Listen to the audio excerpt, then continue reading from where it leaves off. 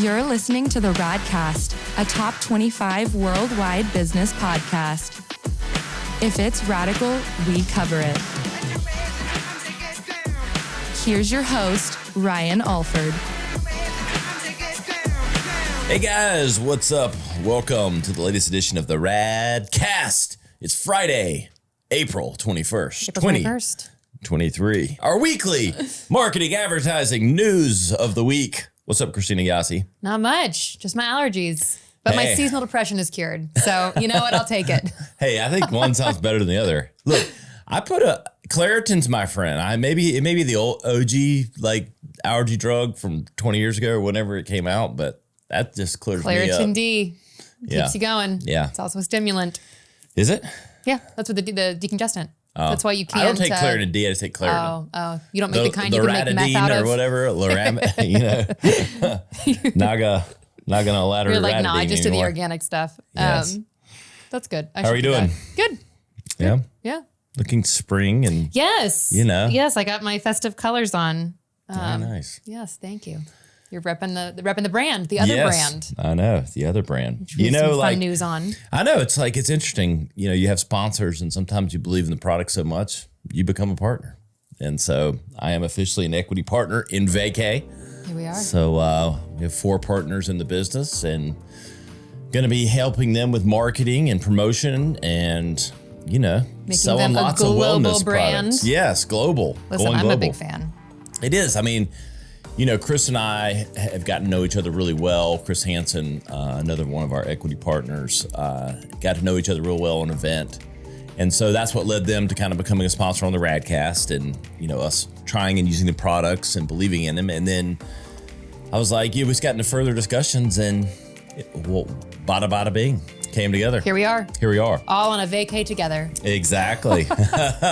It's always a vacay on the RADCAST. Yes, I love testing these products. I will say I'm happy being a guinea pig. I mean, look, there's so many unnatural ways and unnatural things that seem to be flying by these days. I can get behind Chris's story and what we're going to be doing with Vaycay, the product line we have coming out, and the natural wellness opportunity, I think, to go mainstream and really destigmatize a lot of the alternative wellness avenues. Exactly. And so I think a lot of people in a world that's strung too tight and very, everybody's running hard, the news is negative, there's all these things. I think we need ways to relax naturally and things that are better for you than the alternatives. Right, and offer you balance as opposed to totally checking out. That's right. And so really believed in the product and really excited about what we're going to do with Vaycay. So we're still going to talk about it on the RADCAST. They're almost directly, but we want to be transparent about our partnership. But we are going to talk about it because we do think a lot of our audience, this fits right into them. And we want to destigmatize, hemp-based products. Some of the great things they're having with functional mushrooms and different things. And this isn't about tripping out and going to the gas station, like things that we've talked about. Yeah. This is about using natural functional medicines or nature's way of helping us deal. If I can break my stigma around these products, anybody can. And I just cannot say that enough because I was definitely... And we're going to have both, mainstream and non-mainstream things. We're going to have multivitamins and things that aren't, this is not all topicals, just, CBD and hemp-based things. So merch, which you and I are both a sucker for. Yes. We're going to make this more of a lifestyle wellness brand than a ingredient brand. Exactly. It's not about the ingredients. It's about the impact. The feeling. Yeah. Yes. And so... really excited about that. If you want to learn more, go to takeavacay.com. You can learn about the products, the merchandise, where we're headed as a brand. You're going to be seeing lots of news. We're taking this brand worldwide and really excited about that continued partnership, but on a more direct level. So, indeed. Yes. So have you seen Elon Musk trying to develop TruthGPT, a maximum truth-seeking AI? Yes. I like the premise of this, but it feels like Elon Musk is trying to become God, which I think is hilarious. You know what's interesting is, Donald Trump's social media is Truth Social. Right. So TruthGPT. It's like, what's happening? What's going on? I don't know. I think, I do think it's scary, what I've read and we've talked about the last couple of weeks about what this could do, the misinformation. But I'm pretty, pun intended, high on ChatGPT right now. I do think it is a titanic shift in our ability to get information and to utilize it for a lot of different purposes. Yeah. For writing, for marketing, for different things. We're certainly embracing it as an agency and what it can do. And I think you would be wise to leverage it the best that it can be. But no, there's going to be bad players. And so it's just being careful. And this is where I hope, the government can step in, or whoever is going to police this, the companies themselves. Manage it. And I don't know. I think I think this has the potential to be like the internet was, 30 years ago. Sure. Like this, when everyone else was talking about the metaverse, we were kind of panning it, and I was, because I see that 10, 15 years maybe down the road, but I just thought it was way early, and I didn't see it as being this titanic shift in what it still felt very really niche, enabled. for sure. Still felt gaming. ChatGPT and this generative AI, and what I would say we're transitioning from asking questions and getting search results into asking questions and getting answers. And that's well said. It's about answers and not about questions or having to filter through it. It gives you the best it gives you a really good answer, and it would give you a better one if you give it more information. And so that's the regenerative part of it. And it's really powerful. I've played with it. And so, what Elon's doing with the spins of, truth. Or, how about Dare GPT? Oh my God. That's a horror movie waiting to happen. Not truth. It's truth or dare GPT. How that's far would you go? That's a movie waiting to happen. Wasn't there a truth or dare movie? Now that I'm thinking about I think there was. All right, there you go. That's the third it was one. A horror movie. Yeah. Really bad one. So terrible. But we'll see where all this is going. But you do need to be learning about it. And we're going to keep talking about it here on the RADCAST. Yeah. Yesterday was 420. And to celebrate, Jack in the Box, I love Jack in the Box. Jack in the Box is one of my favorite, trashy fast food restaurants. But they stationed food trucks all across California and were selling milkshakes for $4.20. Yeah. Kind of fun. Look, lean into your audience. Jack in the Box is stoner food. It is. Those 99 it totally cent is. They know their audience, and they're feeding it on all levels. Literally. And, I don't, the whole stigma, all this stuff, everything's kind of becoming a little more acceptable and not so taken so seriously. At the end of the day, you're going to have people abusing different things, no matter what it is. People abuse protein powder. Yeah, exactly. So it's fun, and they're leaning in their audience from a marketing perspective. I respect that. And look, it's part of the culture of that whole industry. Yeah. And so, hey, you're leaning into it. It makes sense. They had a lot of fun with it, and I don't know. I think it's a smart way for a non-cannabis based product, or brand rather, to kind of lean into that. Yeah, safely. Yeah. Without getting banned. Exactly. So cool. Fun stuff. We do have some RADCAST news. I hope you listen to, speaking of GPT, Rob Lennon, what I would call the biggest thing with ChatGPT and these things is knowing how to prompt the chat. Mm-hmm. What do you ask it? What are the prompts? Prompt's kind of a weird word for me, but what are the questions that lead to the answers that you need? Sure. So, I've always thought the people that ask the best questions were kind of the smartest people, because it tends to generate answers that are compelling and interesting. More usable. And so this is the same thing. For you to get the best out of ChatGPT, you need to ask it the right questions. Mm-hmm. And that is kind of universally being called prompts now. And Rob is one of the best at that and has really been down the rabbit hole with this software. I've been using it for multiple years. You don't get known as the AI whisperer for nothing. So a fascinating discussion. What a title. That was this week. But he's come out with a podcast where he has a co-host that is AI, 100%. A voice that he's made up. He's using and developed this 100%. And it's a little bit of behind the scenes editing, but he has the conversation back and forth, and it's AI that's doing it. It's really fascinating. He's launching it in like 2 weeks, the first episode. Oh, I'm excited. What's it going to be called? Plug it, you know? I don't know. AI and me. I don't know. I don't remember the name of AI it. Listen to the you. episode. He may have mentioned it. There you go. We got so knee deep, like him and I went down the rabbit hole. I was asking so many questions. It was like, it was like getting answers, but I don't know if we got like specifics or what it was to be called. But I will say, go follow Rob on LinkedIn if you're listening. Great follow. And he will teach you how to get better prompts. You'll see about his podcast, and a really great guy overall. So that was this week. That launched on Tuesday. So if you haven't listened, go check it out. Sweet if you have any interest in the ChatGPT and AI, where things are going, what the challenges are, some of the scary stuff, this is the episode. So go give that a shot. Next week, we've got our best of entertainment and entrepreneurship. You know, we do have a lot of superstars, and over here to my right on the wall of fame of our RADCAST, it's growing. Got about 8 or 9 new art pieces coming in 2 weeks. But we do have a lot of them. A lot of them have really fascinating business and entrepreneurial journeys. So we're doing the crossover of where entertainment and entrepreneurship meet. It's exciting. So one of our best of That'll episodes. be a fun listen. Next week on the RADCAST.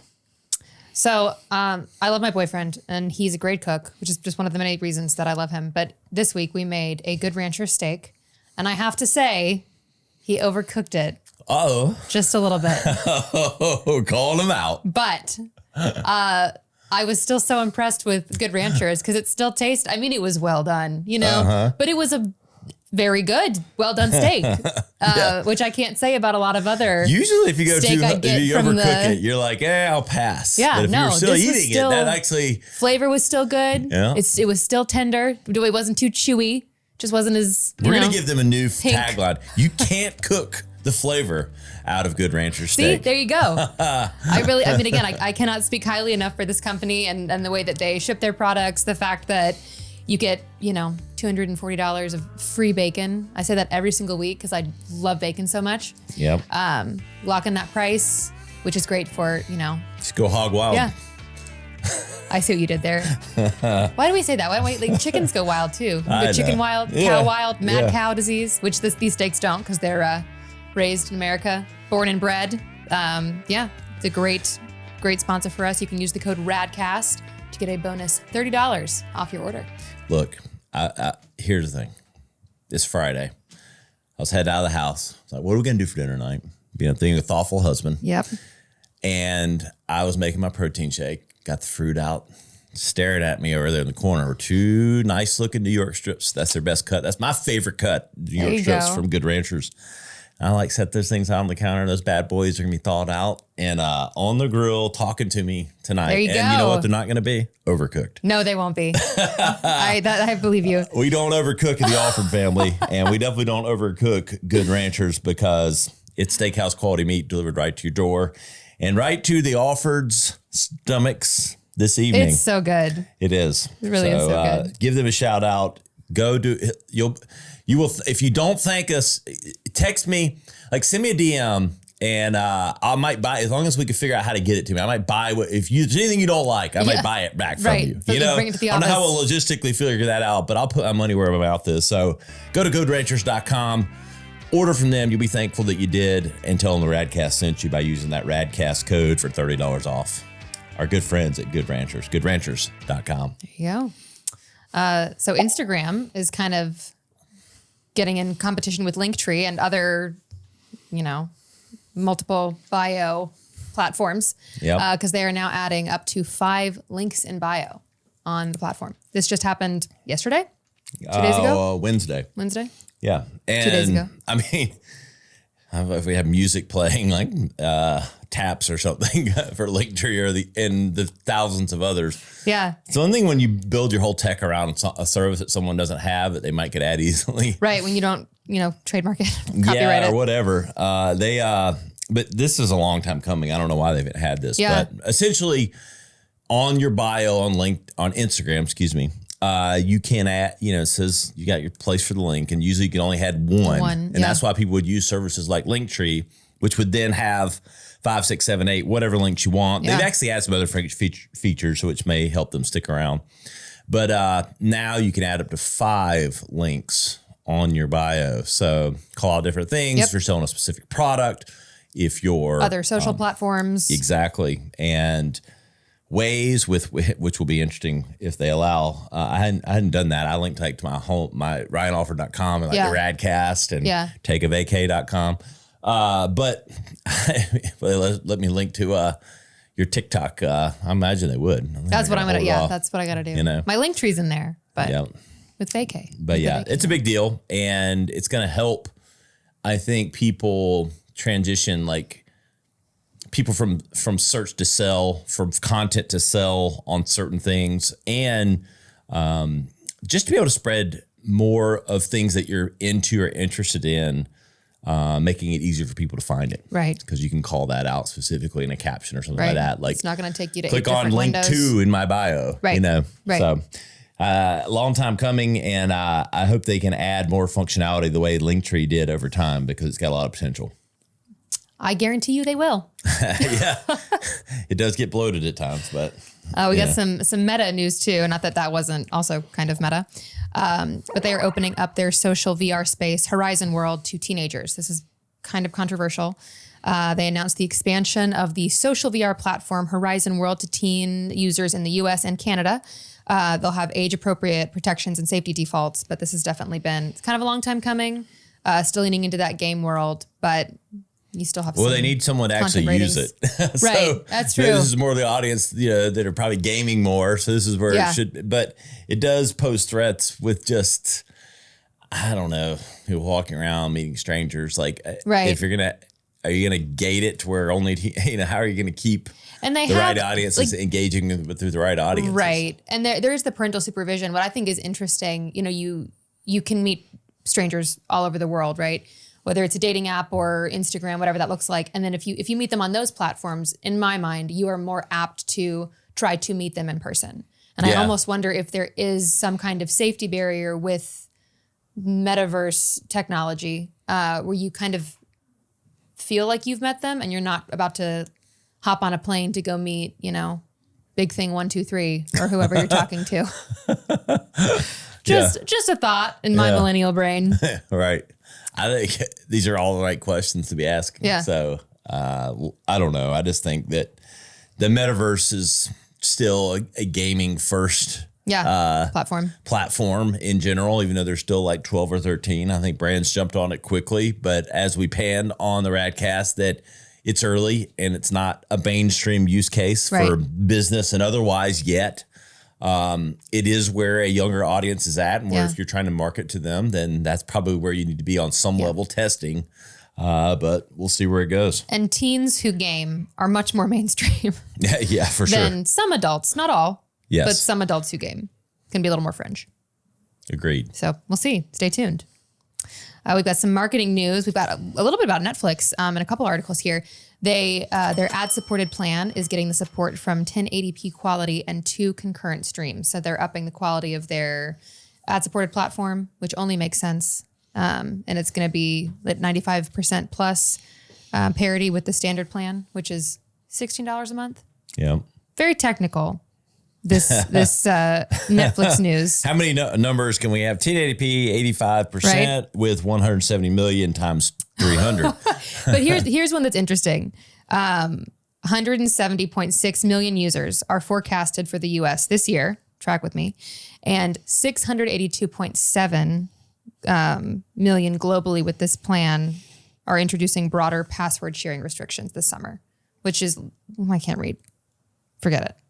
Something about billions of dollars with password sharing. Yeah, I mean, in other words, the revenue is going up, and they're going to be curtailing password sharing even more worldwide, so that you make more money. You need to be on either ad-supported plan or your own plan, right?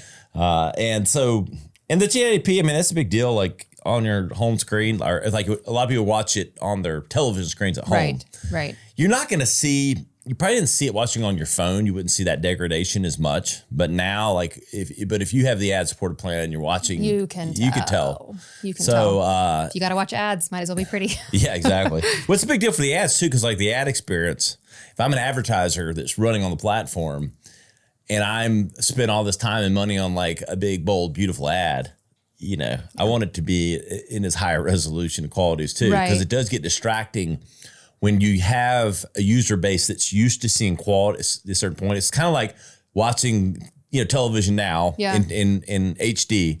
Go watch a non-HD program. It's like watching a play on like a play recorded. It's so weird. Yeah, it's jarring a bit. So it makes sense, and we'll see. One way or another, you got to pay for content. Have to pay for it, I mean, it is what it is. Like, nobody wants to hear that, but if you create something you want and you're charging for it, you want a compensation for it. So it is what it is. I will mooch off my parents as long as I possibly can. Though. But this next one's totally surprised me. I had no idea. Yeah, because you and I were both like, didn't that already happen?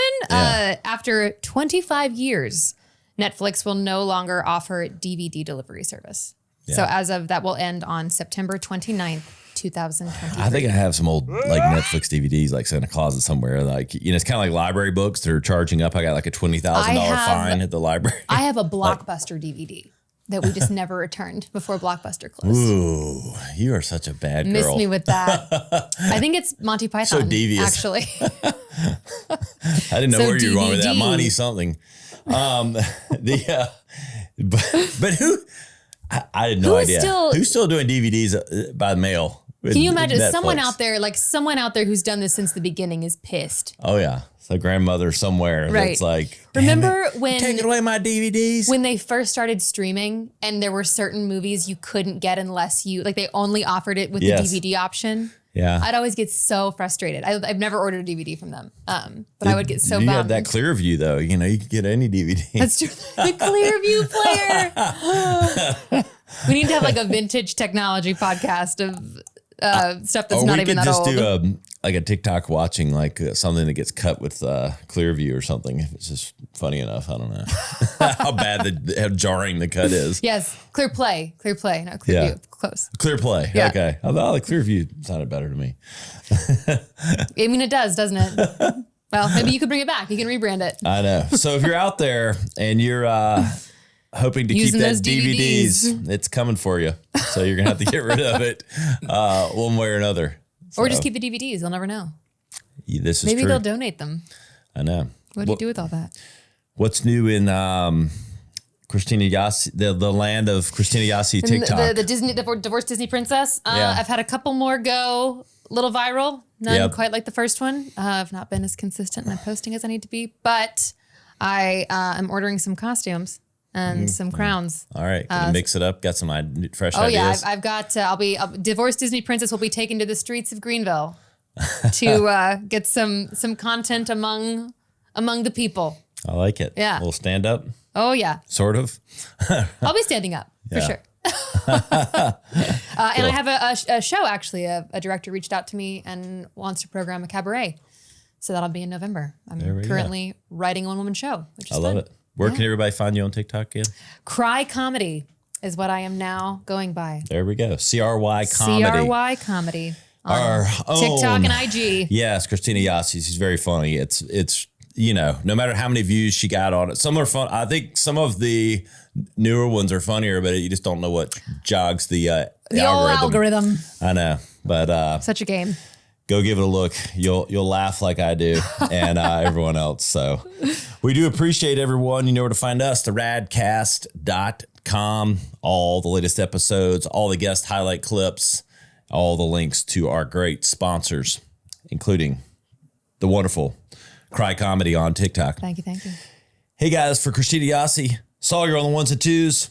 I'm Ryan Alford. We'll see you next time on the RADCAST. To listen or watch full episodes, visit us on the web at theradcast.com or follow us on social media at our Instagram account, the.rad.cast, or at Ryan Alford.